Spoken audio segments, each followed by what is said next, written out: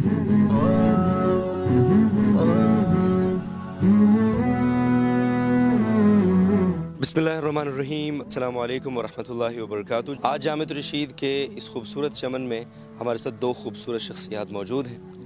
नए तालीमी बोर्ड मजमा उल उलूम इस्लामिया के जो कानूनी मामलात हैं जितने भी, उससे मुल्हका मदारिस के बोर्ड के हवाले से दीगर उन तमाम कानूनी मामलात को जो टीम देखेगी, उस टीम के दो ज़िम्मेदारान इस वक्त हमारे साथ हैं। लाहौर हाई कोर्ट के नामवर वकला हैं दोनों हज़रात माशाल्लाह। मेरे अगर मैं राइट साइड से शुरू करूं तो जनाब सरदार फैसल डोगर साहब मेरे साथ मौजूद हैं यहाँ पे, और मेरे लेफ़्ट साइड पे जनाब हाफिज़ सलमान आबिद एडवोकेट साहब मौजूद हैं। अब साहब, आपको एक ज़िम्मेदारी अब आपके पास मजमा उल उलूम इस्लामिया तालीमी बोर्ड के हवाले से भी है। मदारिस उमूमी तौर पर मुश्किलात में होते हैं, कभी थाना, कभी कचहरी, कभी फोर्थ शेड्यूल, कभी ये तो कभी वो। इस हवाले से थोड़ा सा आप से मैं ये पूछना चाहता हूँ कि एक कानूनदान की हैसियत से आप क्या समझते हैं कि मदारिस को वो कौन सी कॉमन मुश्किलात हैं जो तकरीबन हर मदरसा या हर दूसरा मदरसा फेस कर रहा होता है? हल की तरफ हम बाद में आए। जो एक देखने में आया है प्रैक्टिकल लाइफ में, ये जो प्रैक्टिकल जो हम देखते हैं, इस पर मदारिस को सबसे ज़्यादा रजिस्ट्रेशन के हवाले से मसाइल होते हैं। उसके बाद उनका जो बैंक में अकाउंट खुलवाते हैं उनके मसाइल सबसे ज़्यादा होते हैं। और उसके अलावा जो है वो बहुत से शख्सी तौर पे जो मोहतमीमीन है या मुंतज़मीन है, उनको जो मसाइल वो सामने आते हैं, जिस तरह पुलिस की तरफ से या कोई फंडिंग का मामला हो तो वो FBI की तरफ से वो नोटिस वगैरह आ जाते हैं कि आपने इतना वहाँ पे फ़ंड दिया और आप टैक्स कितना देते हैं। तो ये तकरीबन कॉमन मसाइल हैं मदारिस के। डॉक्टर साहब प्लीज़ कम फॉरवर्ड। अच्छा डॉक्टर साहब, ये जो मसाइल जिनका आप साहब ने जिक्र किया, तकरीबन हर मदरसा इनको फेस कर रहा होता है, ये या कोई इंडिविजुअल, चाहे मोहतमिम हो, नाजिम साहब हो, ख़तीब साहब हो उस मदरसे के।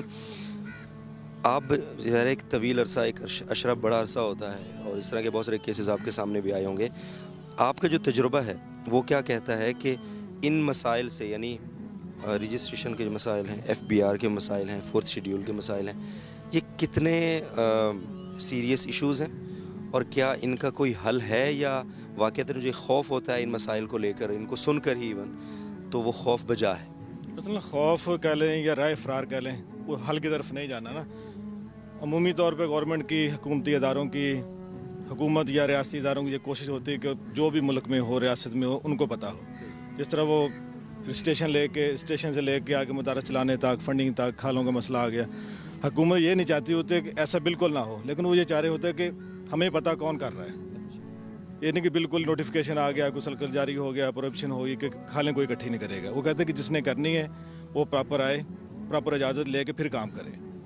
हुकूमत असल जो रियासत के अंदर मामला जो मसला होता है ना, वो यही बनता है कि आप बगैर इजाज़त के, बगैर इतला के, गवर्नमेंट कहते हैं कि हमें इंटीमेट किया जाए, हम कहते हैं इंटीमेशन की तरफ ना जाए। अच्छा ये बताइए कि यानी अगर रजिस्ट्रेशन का मसला है मसलन, तो ये रजिस्ट्रेशन का मसला ख़ास तौर पर जब लोग डेटा लेने के लिए मदारिस में आते हैं, हुकूमती इदारों के या फिर एजेंसीज़ के लोग, तो यहाँ एक तासुर होता है मदारिस में कि पता नहीं ये डेटा लेकर जाएंगे तो क्या हो जाएगा हमारे साथ।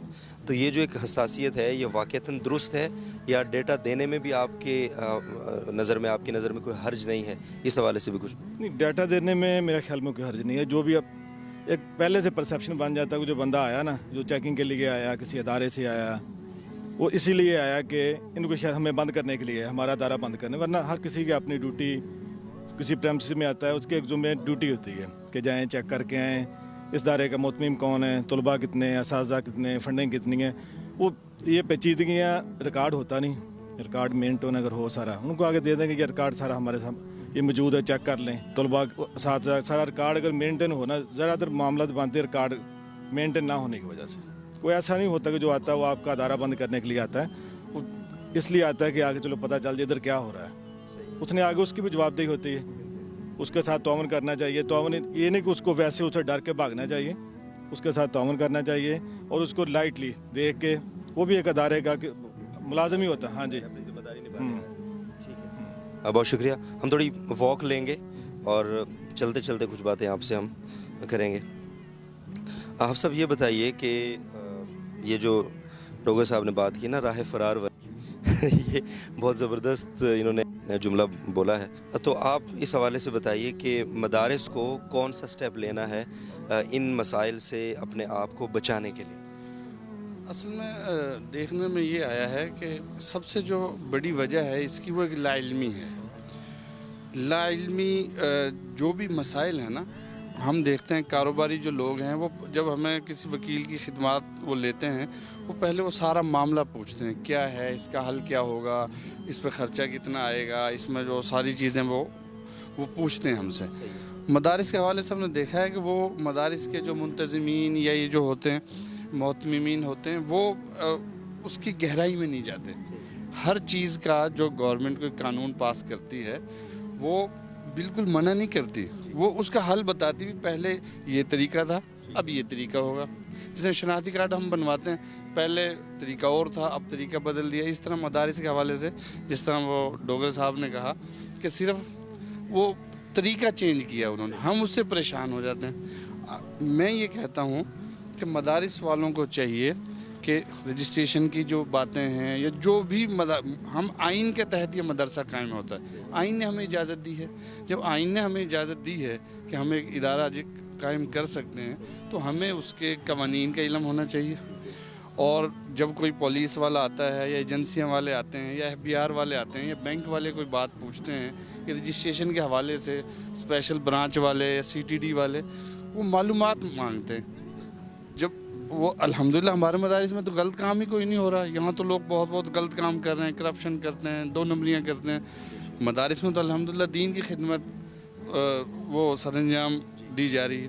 بس تھوڑا اس کو منظم کرنے علم ہونا چاہیے۔ جب علم ہوگا پہلے سمجھ آئے گی ہے کیا چیز، پھر اس کا حل بھی موجود ہے، وہ خود بھی دیکھ لیں، سمجھ نہیں آتی وہ کلا ہم سے پوچھ لیں۔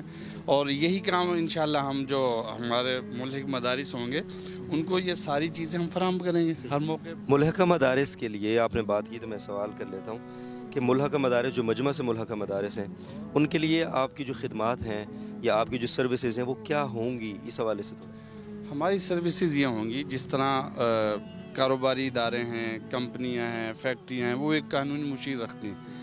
جہاں جہاں ان کو قانونی مسائل سامنے آتے ہیں وہ ایک پینل رکھ لیتے ہیں، وہ اس کو حل کرتا ہے۔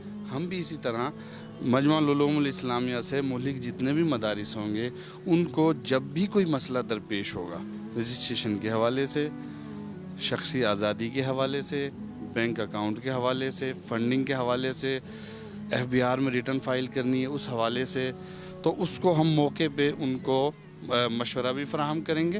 اور جہاں ہمیں جانا پڑے گا ہم جائیں گے، پورے پنجاب میں، پورے پاکستان میں، ہر جگہ ہمارا کوئی نہ کوئی نمائندہ موجود ہوگا، ہم اس کو بھیجیں گے، جہاں ضرورت پڑے گی خود بھی جائیں گے۔